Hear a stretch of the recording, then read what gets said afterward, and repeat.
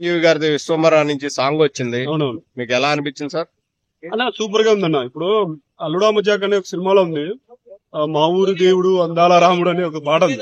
Same ఆ getup ఎలా ఉందో, ఆ స్టైల్ ఎట్లా ఉందో, ఆ కాస్ట్యూమ్స్ సేమ్ అలానే తీశారు. సో మరో మరో ఇంకొక అల్లుడా మజాక్ అవుతుందని నా మనవి. సో ఒక మెగాస్టార్ డెవోటీగా చెప్తున్నాండి, ఈ సినిమా అఖండ విజయం పొందుతుంది.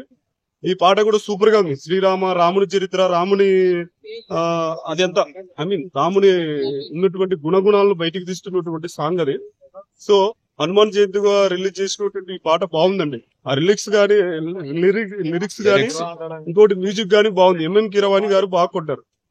ఓకే, ఇందులో బ్యాక్గ్రౌండ్ మేకింగ్ అనేది ఎలా అనిపించింది మీకు? బ్యాక్గ్రౌండ్ బాగుందండి, విఎఫ్ఎక్స్ బాగుంది. ఆ రాముని చరిత్రను బయటికి తీసేటటువంటి హనుమాన్ గురించి గానీ, ఆ రాముని విజువలైజేషన్ గానీ చాలా బాగుంది. సో సినిమా చూడాలి. విజువలైజేషన్ బాగుంది, ఇంకా ఓవర్ గా లేకుండా చూడాలని కోరుకుంటున్నాం. వశిష్ఠ గారికి కొంచెం టెక్నికల్ టీమ్ గారికి కొంచెం ఈ మనవి ఏంటంటే హై లెవెల్ గానీ కొంచెం జనాలకు అర్థమయ్యేటట్టు విఎఫ్ఎక్స్ తీయాలని మనవి. బింబిసార తర్వాత వశిష్ఠ చేస్తున్న రెండో సినిమా ఇది.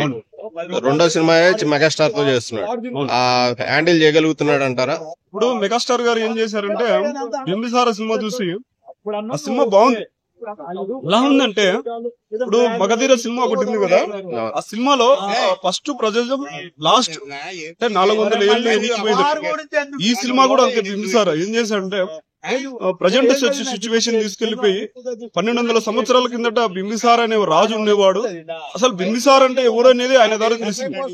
సో ఇలా విజువలైజేషన్ ఇంత బాగా తీసామని చెప్పేసి మెగాస్టార్ మెచ్చుకుని నాకు కథ రాయంటే రాసిచ్చాడు. సో వశిష్ఠ గారు చిరంజీవి గారిని ప్రజెంట్ చేయడంలో మంచిగా చూపిస్తారని నా మనవి.